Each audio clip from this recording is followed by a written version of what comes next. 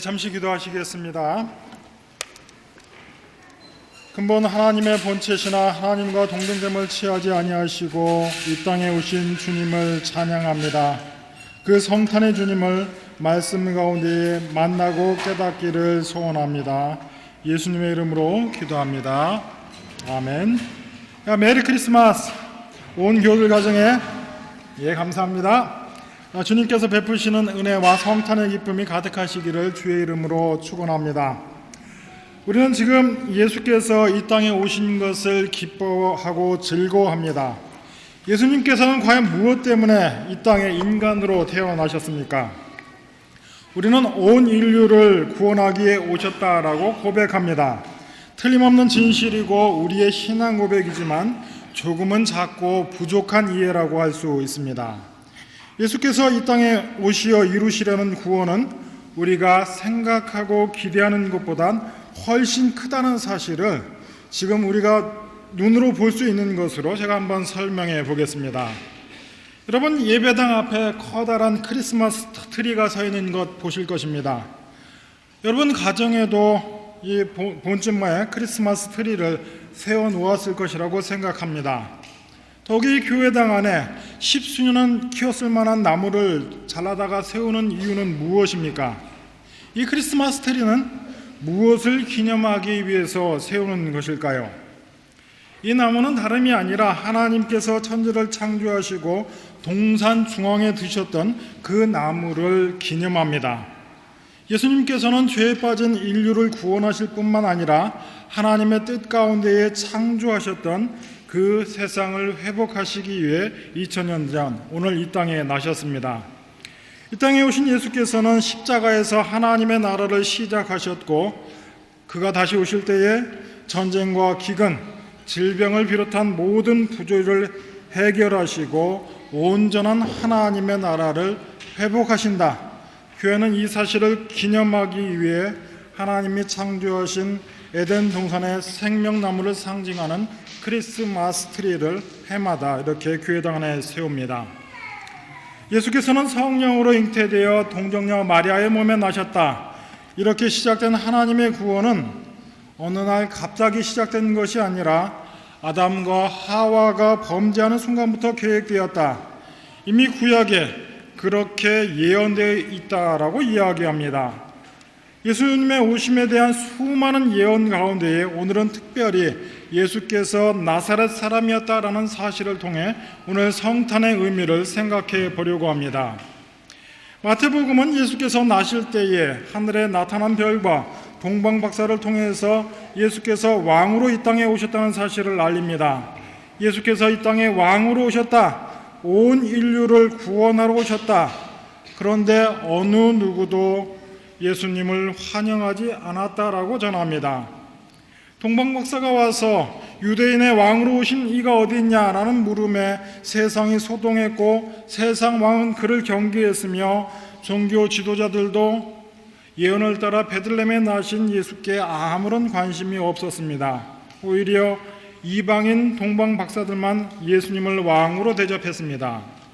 당시 사람들이 예수를 알아보지 못한 이유는 예수님께서 자기들이 기대했던 메시아의 모습으로 이 땅에 오시지 않았기 때문입니다.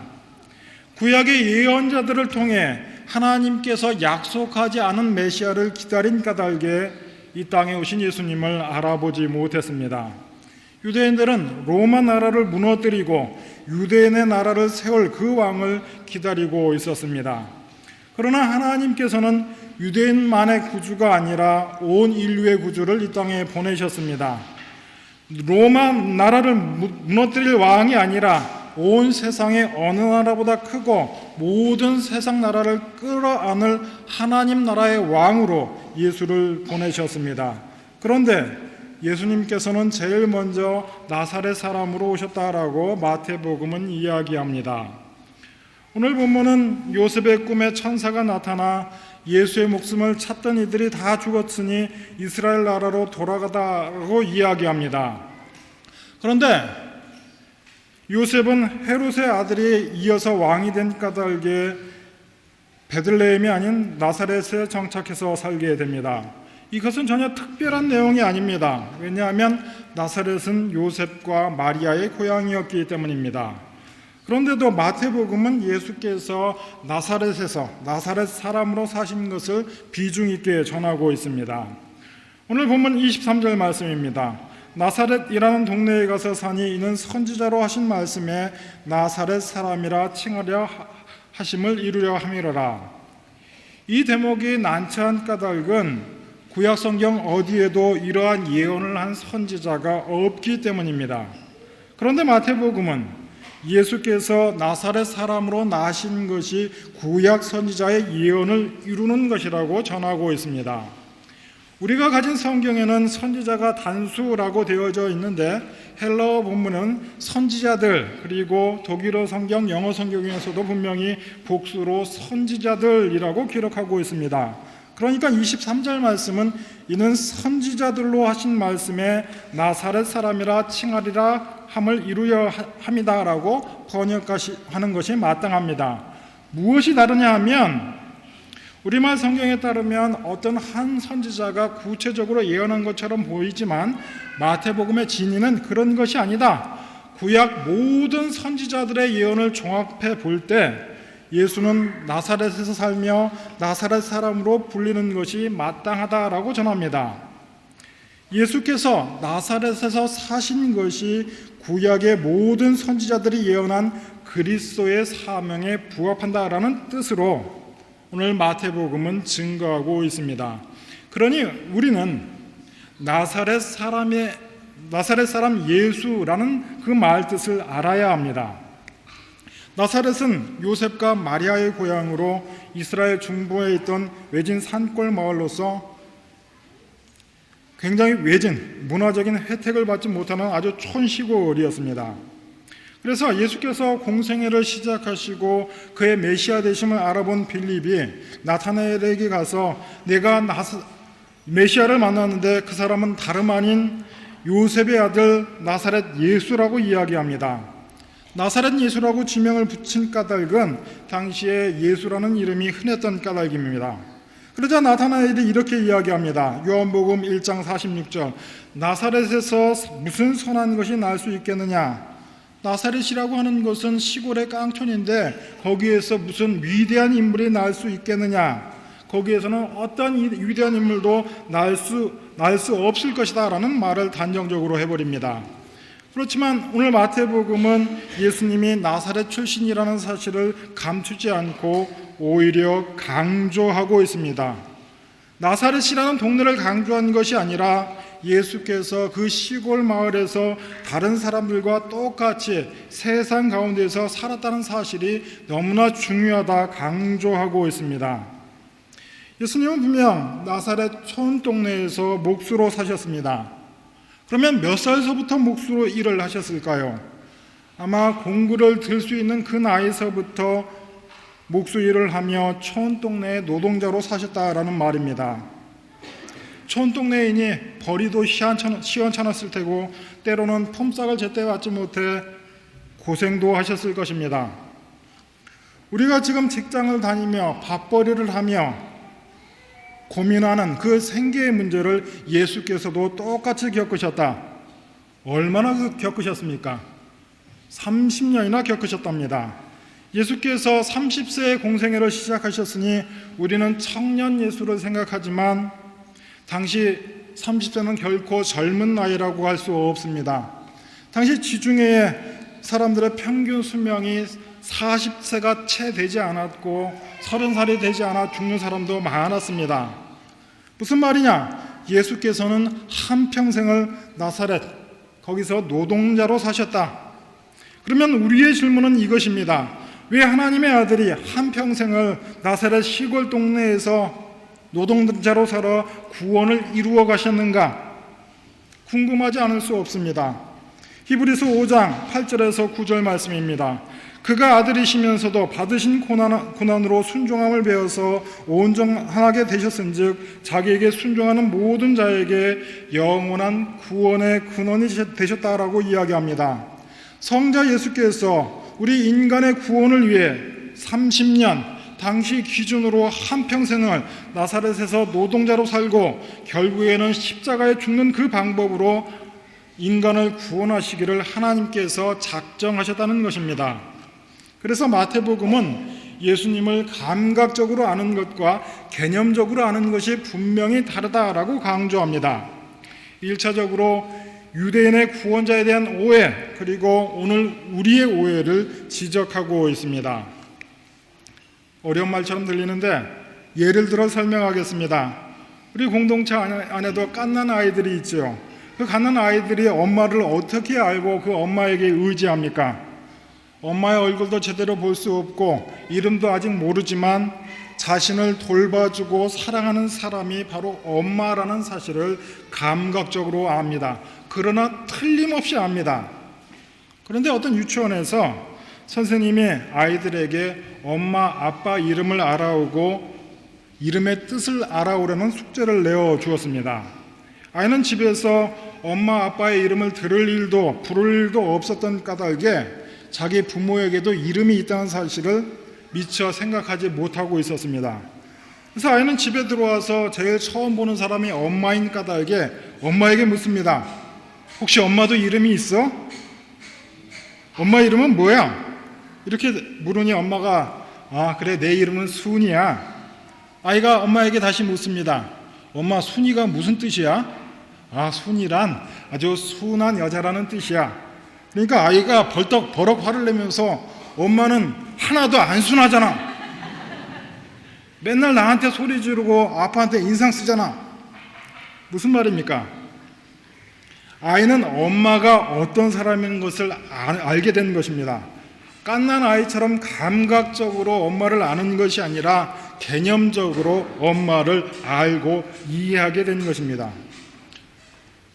다시 우리 원래의 질문으로 돌아가 생각해 봅니다. 우리는 갓난아이처럼 예수님을 구원자, 메시아라고 막연하게만 알고 믿고 있지는 않습니까?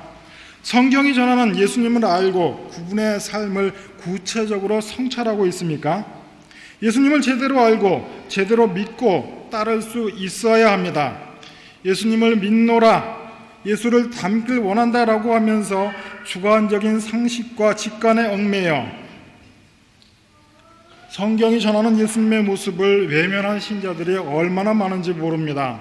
마태는 지금 왜 나사렛에서 한평생을 노동자로 사셨던 예수님의 모습을 전하고 있습니까? 마태는 예수님의 십자가 사건이 있고 최소한 30년이 지난 시점에 복음을 적고 있습니다. 그때까지도 이스라엘 사람들은 예수를 메시아로 인정하지 않고 있습니다. 그때도가 아니라 지금까지도 인정하지 않습니다. 왜냐하면 유대인들은 스스로 이미 자기들이 구원을 확정받은 사람으로 생각하는 까닭에 그저 정치적 해방을 이루어줄 해방자, 정복자, 백마를 타고 오실 세상 왕을 기다리고 있었던 까닭입니다. 하나님의 아들이 메시아가 그 그리스도가 인간을 구원하기 위해 하나님의 속죄제물로 죽으러 오셨다는 것을 도무지 이해하지 못하는 까닭에 유대인들은 아직도 메시아를 기다리고 있습니다. 마태복음은 이런 오해에 직면하여 구약에서 예언된 메시아의 모습을 분명히 전하고 싶어 했습니다. 이 땅에서 이루신 예수님의 첫 번째 사역은 정치적, 사회적인 것이 아니라 영적이고 내적인 것이라고 분명히 강조하고 있습니다. 초림에서 이루신 일을 우리에게 확인시키기 위해 구약의 선지자들의 말을 종합해서 강조하고 있습니다. 그래서 그것이 오늘 본문 23절 선지자로 하신 말씀에 나사렛 사람이라 칭하리라 이렇게 되어 있는 것입니다. 인간으로 오셔서 우리가 지금도 경험하고 있는 모든 고난과 질고를 직접 예수께서 경험하셨다. 그 말을 바로 나사렛 예수라는 말로 마태복음이 전하고 있습니다. 세상 가운데에 예수를 믿으라고 하면 세상 사람들은 무엇이라고 반문합니까? 예수를 믿으면 무엇을 얻을 수 있어? 예수를 믿는 신앙상의 유익이 뭡니까? 묻습니다. 세상 사람들은 아직도 구원의 필요성을 사회, 경제적, 정치적 차원에서만 요구하고 있습니다. 당장의 문제를 해결하고 당장의 필요를 해결할 수 있어야 메시아 인류의 구원자라고 인정할 것입니다. 그러면서도 자신들이 죄에서 해방되어야 한다는 사실을 인식하지 못합니다. 왜 그러합니까? 죄로 말미암아 모두가 죽어 있기 때문에 그러합니다. 예수께서는 죄의 문제를 해결하러 오셨다. 그러니까 우리는 이 크리스마스 트리를 보면서 인간들이 죄로 망가뜨린 세상을 예수께서 회복하시려 오시어 대속제물로 죽었다는 사실을 놓치지 말아야 합니다. 만약 그 사실을 망각한다면 신자된 우리마저 걸려 넘어지게 됩니다. 올해도 변함없이 성탄절을 맞이하고 우리 모두 각 가정마다 크리스마스 트리를 세웠을 것입니다. 이때 우리의 고민은 무엇입니까? 우리의 믿음과 신앙에 관한 것입니까? 여전히 세상적인 것입니까? 우리가 예수를 믿노라 이야기하면서 성탄은 기념한다 하면서 우리 역시 세상에서 겪는 크고 작은 어려움 앞에서 우리의 믿음이, 우리의 신앙상의 유익이 무엇인가 고민한다면 우리 역시 아직 예수 그리스도의 오심, 나사렛 예수의 의미를 알지 못하는 것입니다. 코로나 때문에 신앙생활이 아주 어렵게 되었다라고 말합니다.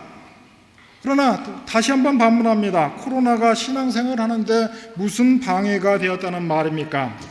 외적인 어려움 때문에 신앙생활이 힘들어졌다라고 말하는 것은 예수가 나사렛 사람이라고 칭함을 받았다는 말뜻을 우리가 아직도 모른다는 이야기가 되는 것입니다. 우리는 먼저 죄로부터 해방되어야 하는데 그 일을 우리가 스스로 해결할 수 없어서 예수께서 이 땅에 오신 것입니다. 예수께서는 처음부터 죽으려고 이 땅에 오신 것입니다. 세상 사람들을 어르고 달래다 어쩔 수 없이 패해서 죽은 것이 아니라 처음부터 온 인류를 위해 대속제물로 달리시기 위해 이 땅에 오셨고 하나님이 정하신 방법대로 나사렛에서 한평생을 사셨다. 바로 마태복음이 전하는 복음입니다. 어제 24일이 돼서야 비로소 우리 아이들이 아드벤트 칼렌다의 마지막 장을 뜯고 가장 큰 선물을 아드벤트 칼렌다에서 꺼내었을 것입니다. 왜 이 아드벤트 칼렌다 한꺼번에 다 뜯지 못하고 하루에 한 장씩 뜯어 24번을 뜯는 방식으로 우리는 대림절을 기념하고 있습니까? 그 이유는 다름 아니라 예수님께서 우리를 구원하신 그 방식에 있습니다. 예수께서도 우리의 구원을 위해 과정을 생략하지 않으셨다. 예수께서 온 인류와 세상을 구원하시기 위해 나사렛에서 30년 일상을 사셨다는 사실을 기념하기 위해서 우리는 그리하는 것입니다. 예수께서는 이미 오셨고 우리는 이제 예수의 재림을 기다리는 사람들입니다. 신자된 우리의 확실하고 영원한 보상은 주님께서 다시 오실 때에 주어질 것입니다.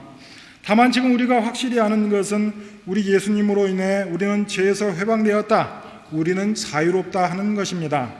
세상은 나에게 있는 것을 빼앗아 갈 수도 없을 뿐만 아니라 우리는 세상이 주는 것으로는 아무런 만족도 느낄 수 없는 사람들입니다.